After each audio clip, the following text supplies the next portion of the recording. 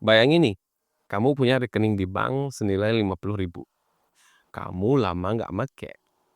Setelah kamu cek, tiba-tiba rekeningmu keblokir. Apa yang kamu rasain? Pasti kaget dan panik. Tapi tenang, kamu nggak sendirian.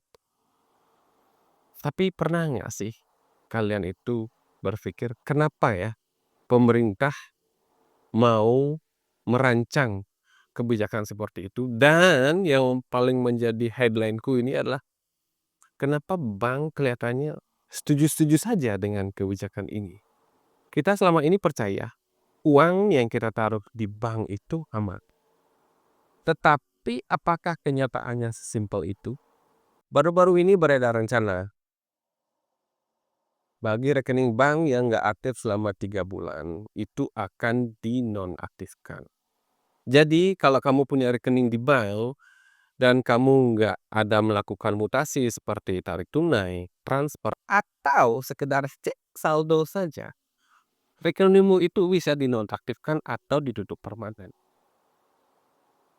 Setelah saya baca, alasan pemerintah akan rencana ini adalah untuk melindungi masyarakat dari kejahatan digital. Tapi kalau kita gali lebih jauh, apakah tujuannya ini semata-mata hanya untuk melindungi masyarakat dari kejahatan digital saja? Coba kita pikir bareng gini, ketika kita simpan uang di bank, bank akan menyalurkan uang yang disimpan itu lewat sistem kredit. Kita menaruh uang di bank, kita akan mendapatkan bunga yang sangat kecil. Sedangkan bank dengan sistem kreditnya bisa mendapatkan untung yang sangat besar.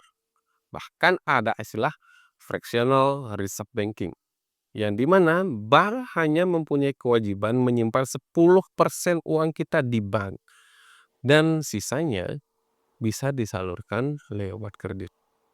Dan bahkan dengan sistem ini, bank bisa menciptakan uang baru lagi. Nah, aneh ya, padahal seperti yang kita tahu, yang bisa mencetak uang di Indonesia adalah Bank Indonesia saja. Sedangkan bank-bank umumnya tidak boleh mencetak uang. Jadi gimana caranya? Gini caranya aku kasih tahu. Cara kerjanya simple. Misalkan kita punya uang 1 juta dan kita simpan uang 1 juta itu di bank. Dengan istilah fractional reserve banking, dari 1 juta itu bank hanya mempunyai kewajiban menyimpan uang itu hanya 100.000.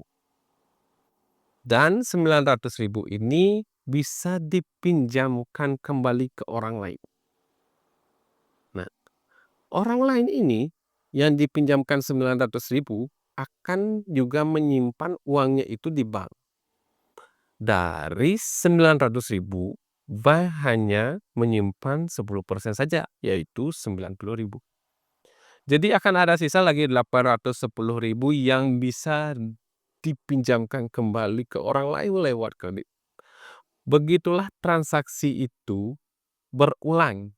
Jadi 1 juta tadi bisa menjadi berkali-kali lipat lewat sistem fractional reserve banking ini.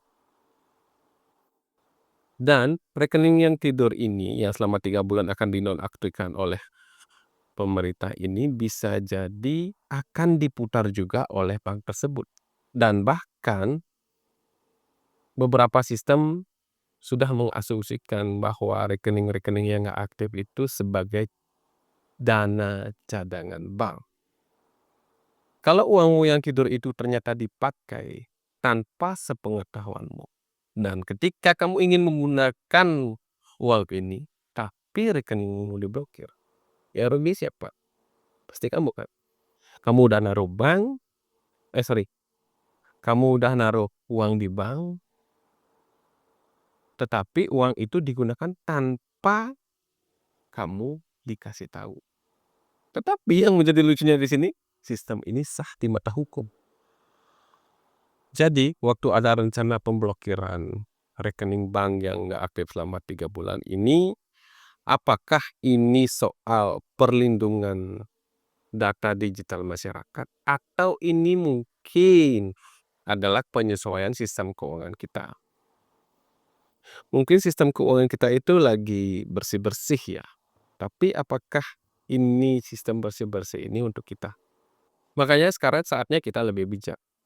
Bank tetap penting, tetapi bank bukan menjadi satu-satunya alat untuk menyimpan uang kita. Ada banyak sekali instrumen penyimpan kekayaan kita, mungkin berupa emas, eee, mungkin juga koperasi, ataupun beberapa aset digital. Tapi yang saya tegaskan di sini aset digital ini yang benar-benar kamu sudah harus pahami ya. Karena yang saya pikirkan kedaulatan finansial ini nggak bisa kita 100% serahkan kepada sistem yang kita sendiri nggak ngerti. Sekarang kamu tahu kan bagaimana perjalanan panjang dari uang 50.000 yang ada di bank ini. Dan ini bukan tentang uang yang kecil, tapi tentang kekuasaan sistem yang bisa menggunakan uang kita tanpa minta izin ke kita. Jadi sekarang pilihannya ada di tanganmu. Mau tunduk dengan sistem atau buta dengan sistem, atau kamu mengambil alih kendali atas uangmu sendiri.